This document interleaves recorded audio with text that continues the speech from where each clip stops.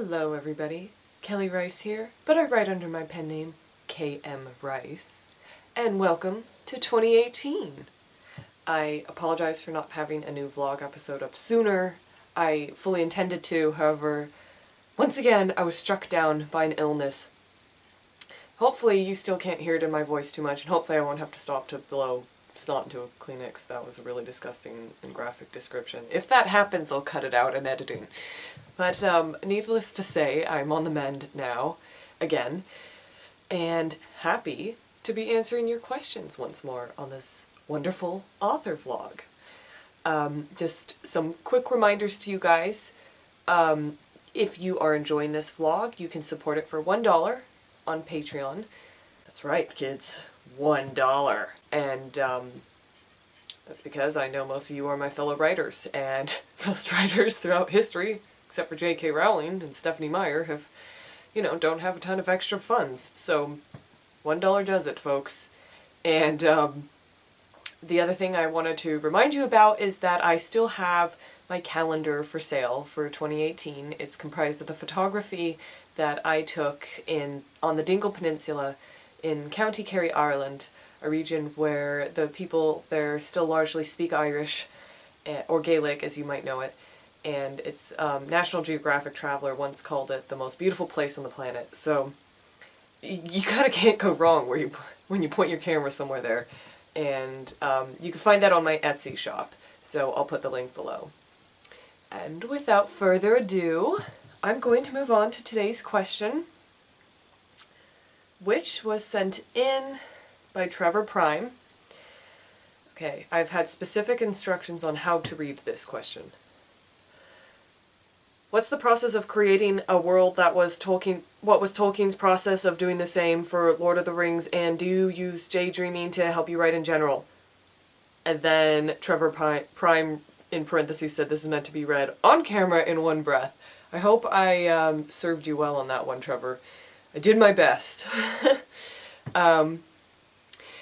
I'm going to focus more on the second part of your question rather than the first, because I do have an episode covering world building, and I think, it's been a while since I filmed that one, but I'm pretty sure I answered, what my process is, at least of world building. Tolkien's process, he well documented. He called it, oh dear, I'm gonna mess this up. Meta creation, something like that, where he believed, because he was a very Catholic man, and he believed that God had given creative men like him and probably women too, the ability to subcreate, maybe that was it the process of subcreation, to subcreate your own worlds, and that was proof of divinity, because if you could create your own world, i.e. Middle Earth, then truly some mind must have created this world. As far as I understand it, that was Tolkien's way of describing his creative process and his world-building process, and how it felt divinely inspired to him in a way. However, I am not a Tolkien scholar, and I am not going to be super well versed in that, so I encourage you to look it up. I think that last term I used was correct, subcreation. Tolkien's theory of subcreation. You might want to Google that, and you'll probably find a lot of articles about it. So to go to the second part of your question about daydreaming, yes, daydreaming's absolutely vital to anyone who's writing, anyone who's telling any form of story in any context or any medium.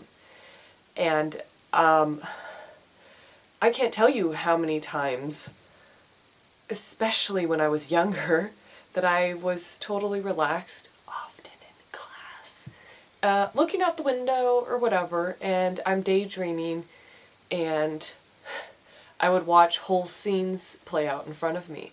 In fact, I used to have a game as a child, and this is pertinent because it's in the discussion of exercising those imagination muscles. As a child, I used to not be able to wait to go to bed, and as an early teen, because I would then retreat into for lack of a better term, I'm going to call it a cinematic world in my own mind's eye, and I would watch my own movies. Maybe it was a form of psychosis, I don't know.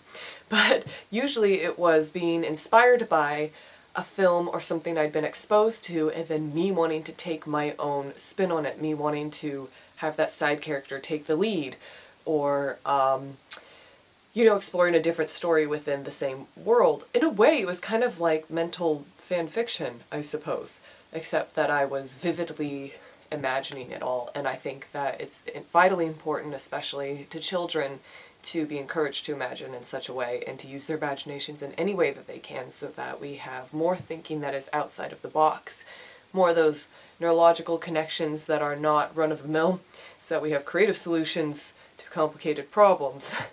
In engineering, in science and technology, in the creative fields, we need it all over, everywhere across the board, and the most successful people in all of those fields, and fields I have not just mentioned, often are people who have that ability to think creatively alongside whatever their training has been. So, just a little aside to throw out there to any parents or any young folk watching this.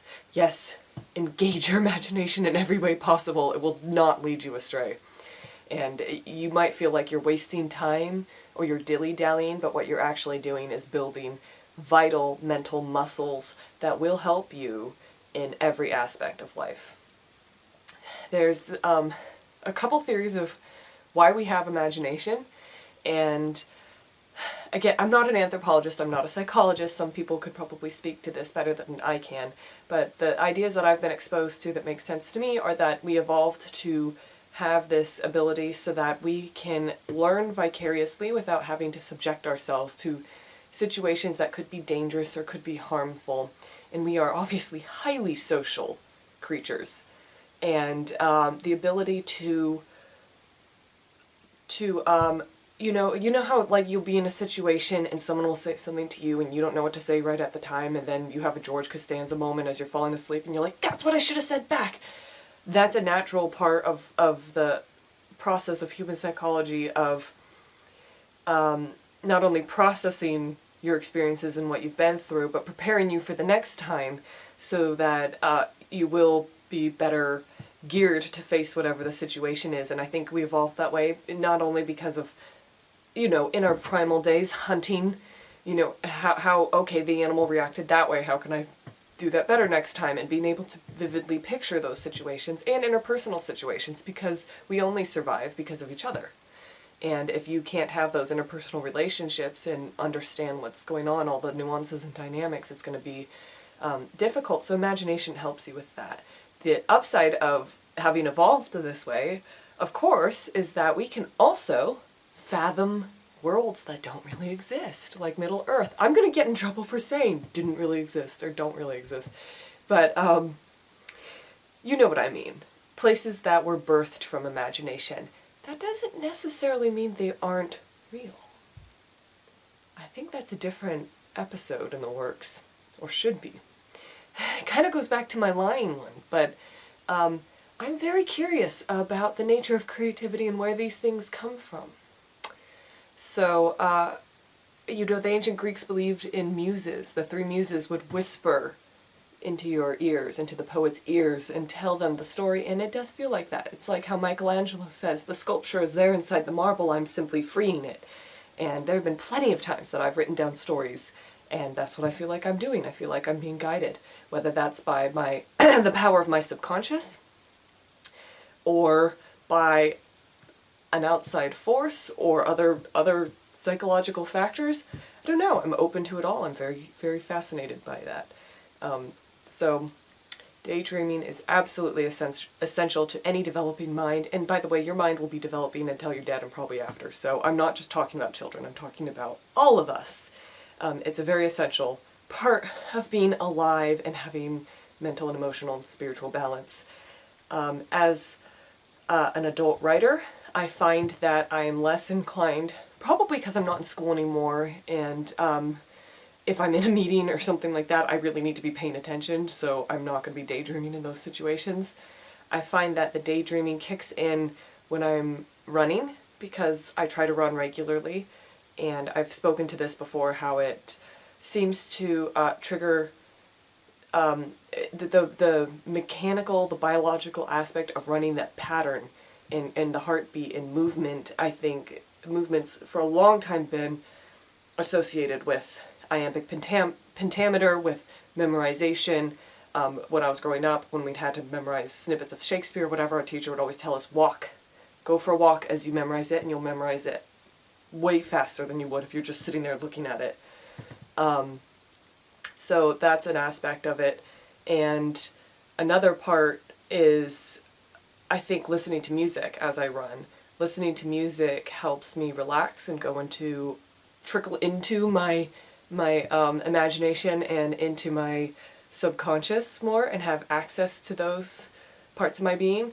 And so in that way, that is daydreaming, because as I'm running, I will be able to have characters step forward or scenes step forward and see them happen. The same thing can happen when I'm out hiking, sometimes if I'm riding in the car. And the way that our subconscious seems to work is when we're doing mundane activities, so activities that we don't need our conscious mind necessarily engaged in. That's when those ideas and images spring forth. It's when we're quiet and are ready to listen to them. So I do think daydreaming is essential. I think it's important to figure out your own patterns. Like I just said, mine's running, hiking, exercising, doing things like that. I know that that's a way for me to access that part of my imagination and to let it come forward. I think it's important for writers to experiment and figure out, okay, when do I most often get into that state? And then cultivate it. Because the more that you gain access to that wild, unbridled, wildling creativity, the better it will serve you in your storytelling and in your writing overall. So, I hope that answers your question, Trevor. And I hope this episode finds you all doing wonderfully well. Remember, unfortunately, I'm not organized enough to upload on a schedule, so if you want to be notified, go ahead and subscribe to my channel, and you'll get an email or something every time I do upload. Okay, folks. Until next time, I'm going to sign off with one of my Christmas gifts. Oops. This beautiful painting my sister gave me of woodland creatures having a party. So, I believe this is Jana Vashti Fine Art. I believe that is the name of the individual who, their social media at least, Jana Vashti, who created this fine art piece. Which I love. It's gorgeous. It's forest animals, and it's a Christmas tree, and it's the woods, and what's not to love? So from me, and this beautiful piece of artwork, I wish you all a very fond farewell, and I shall hopefully be seeing you again soon. Ta-ta.